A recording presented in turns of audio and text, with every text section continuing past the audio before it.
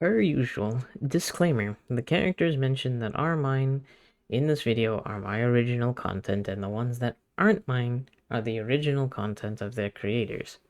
And this campaign is run with the DnD 2014 rule set.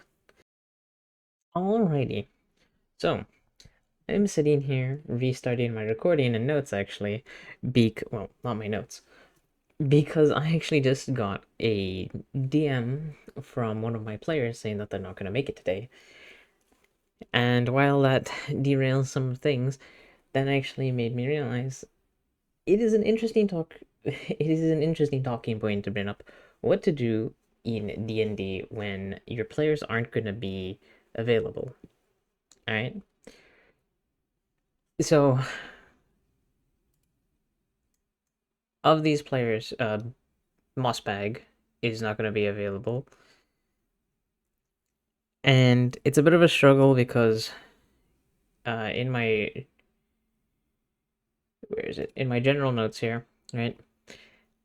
My flow was going to push them back to the capital of the technically country, not kingdom. They're in London because they're in Britannica.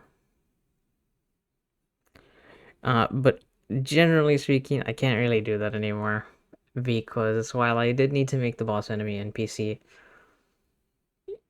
I want to do balance it around fighting with this essential 5, technically 6 because Tortellini and Carl would probably not be part of the encounter, but that I was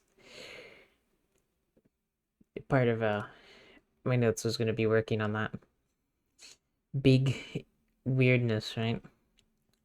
But it also made me realize that religious characters in D&D are the easiest to sit out a session. God, my head is not into it. I'm going to turn my music back on. And I hope that it's not too loud because I haven't tested it from YouTube before. But yeah, religious characters are the easiest to push in and out of session in D&D. Even if they have heavy story relevance, which is what I'm generally going to talk about right now real quick with some notes and funsies. So, the player who's out, their character is Mossbag, right? They are a druid. However, they are also religious. They worship the Four. Wait, why did I write 4-4? It's early in the morning. They worship the Four, and they're a turtle, so no prizes for anyone that can guess who they who they worship. However, in thinking about what I'm gonna do with this, because I don't want to do something else like run a different campaign, or maybe I could, if this session is short enough, run a brisk campaign, force everyone to make new characters, because that's always fun to do. Everybody's so good at making those quickly, I cast name your character.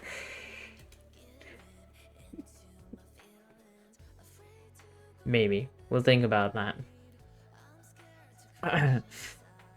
However, good dude here, Mossbag, worships the Four, and I have already done like a general determination of what I'm gonna do regarding that. So, I'm just going to copy this, right? Open my notes here. Bam. I've already posted this to my players a long time ago. not that long ago, actually.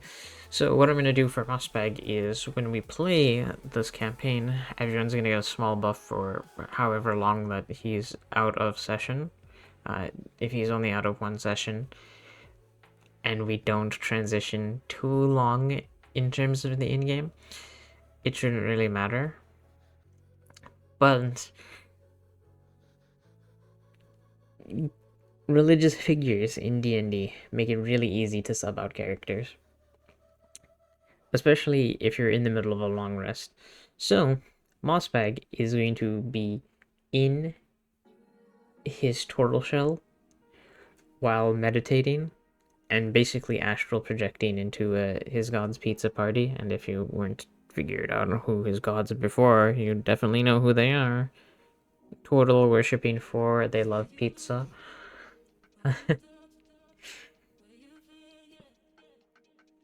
It's fun. I sound tired because I am tired, but it's a fun character. But yeah,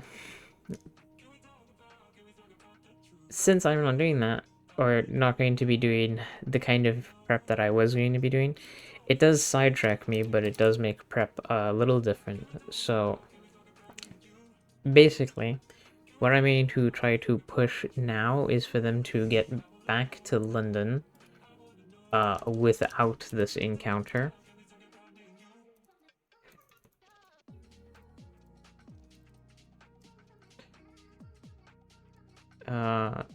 Just make a note that boss delayed till next session or something.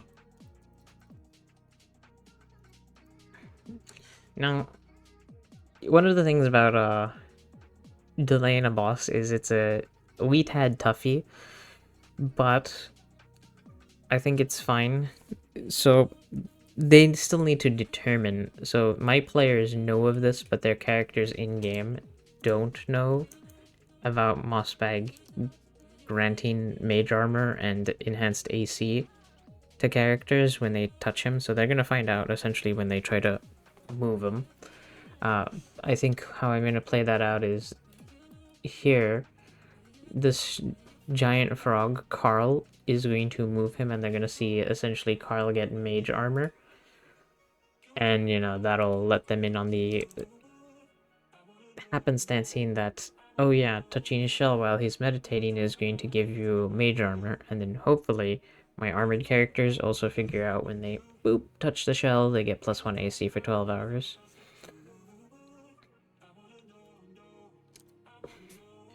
But yeah, the whole general shtick of that that's fun to deal with is if character religious... Oh. God, I can't spell. If character religious god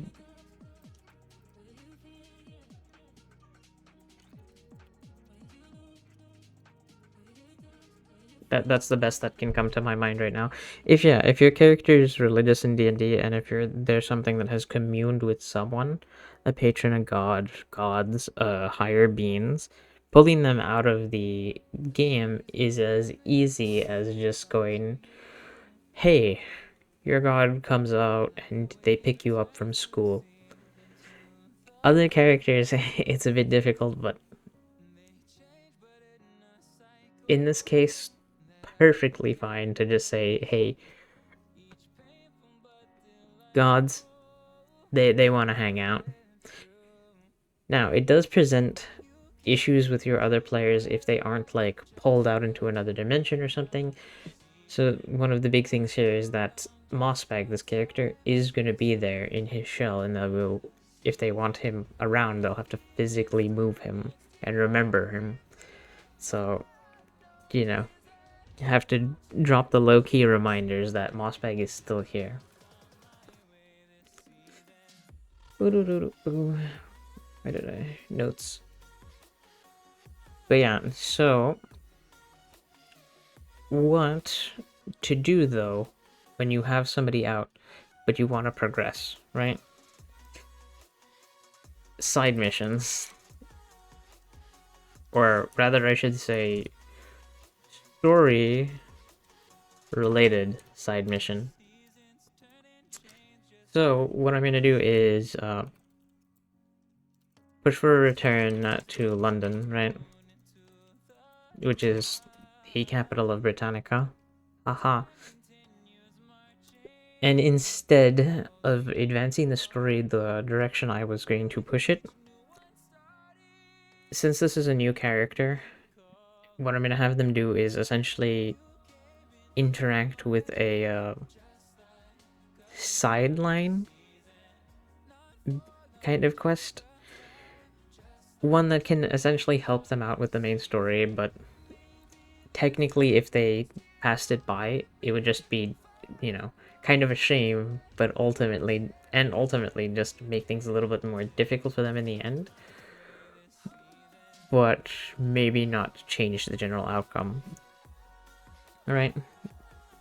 So instead of that being like a full-on like roleplay moment where they'll have to remember that, now I'm going to push other characters in general towards, hey, you're back in London, you should go check out X and Y. And what that will be for the side mission, my plan is they are going to check out the status of the, I guess I should say, former astral body mage under the moniker Black. Which if they do find and determine her status, one of the things, one of the characters that my players, that one of my players controls is said that they want to do is going to make this way easier, because one of the things they want to do that I know of is they want to make the astral body, they want to rename astral body mage Black once they meet them formally to Viola, which I'm all for, because now we can interact with that storyline, right? Give me 1 second. Boop, boop. So, that's my general plan. There'll be no general loot. I don't surmise that the session is going to be extremely long, hopefully. But, you know, it's something we'll have to see. As for combat, I am giving them a combat effective buff from Mossbag, so random encounters. Yep. Something I have to put on my general mind thought is what they're going to do if they'd like to fight X or Y. But thankfully for me, I have my stuff organized for once. So random encounters shouldn't be too difficult, actually. So that's my general hope with that. Alright.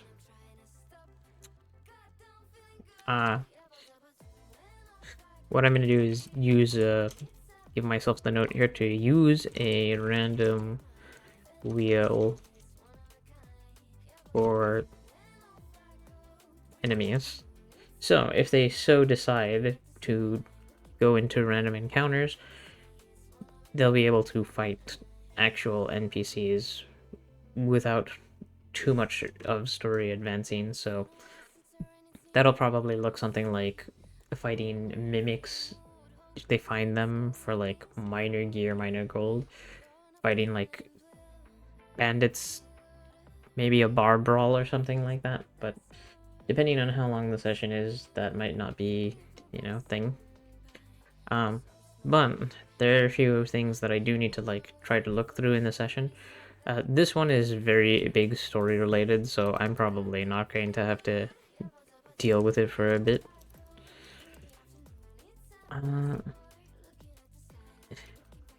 This one is kind of not really story related, so I don't think I'll have to deal with it today. This one is just where they started, or ended up last session. These two are actually important.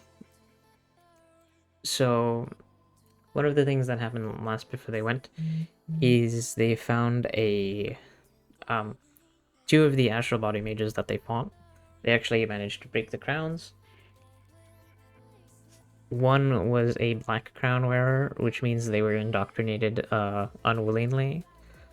So when they broke that crown, they transformed back as much as they could, and what they transformed back into was a short dragonborn woman. She's a wizard, round about 6th level, essentially, from London. And they'll be able to chat with her. How much will that do for them? That's very relative, but that is an NPC that they can interact with. This one will be much tougher. So they actually broke the crown of a gold crown astral body mage, which I should probably make an NPC sheet for eventually. But the difference is these ones are willingly indoctrinated. So when they broke the crown, basically they have no thoughts, but they transform back much less, right? So they retain a lot more features from when they got indoctrinated willingly. But yeah, this one they didn't keep an eye on, and I let them know that they were still functional, right? But no one kept an eye on her, so the astral body mage just got up and kind of wandered out of the mansion. Let's see, do I have...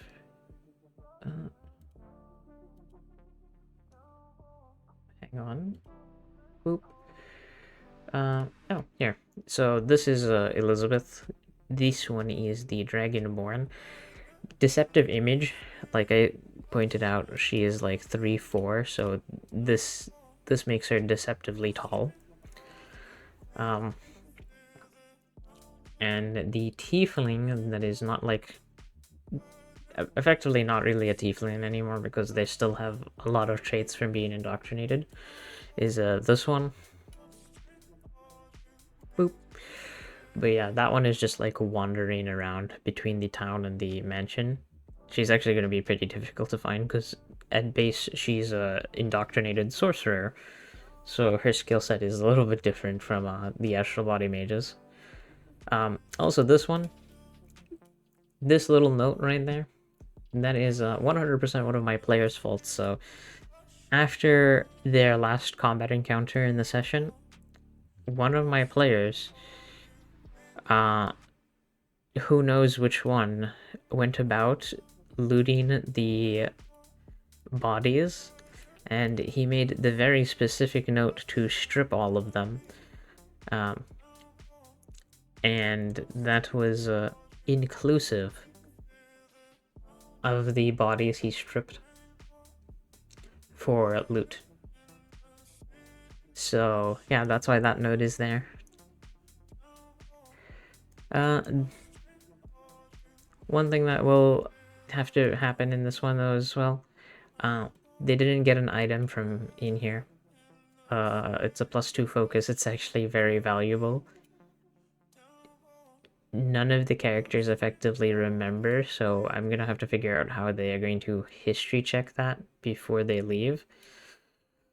And then see who's gonna get it, because what I planned to happen last time and who I planned to have gear, that didn't go exactly how I expected it to go, to be fair. And everybody ended up with sort of not the gear that they were meant to. So I imagine if they remember this focus and go and get it, there's gonna be hell. They're gonna fight with each other, which is gonna be immensely entertaining to watch. Because it's a +2 focus, it's extremely expensive in the current economy for their player level. I think they're like 8th level, and they didn't level, so they're either 7th or 8th, so a +2 focus would get them like several thousand gold. Good times, right? But yeah.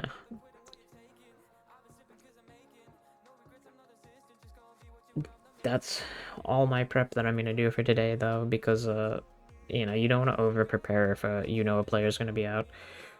But, you know, it's really helpful that we're playing on Roll20, because a missing player in a physical session would just mean that there's no session, so that's how it's gonna be.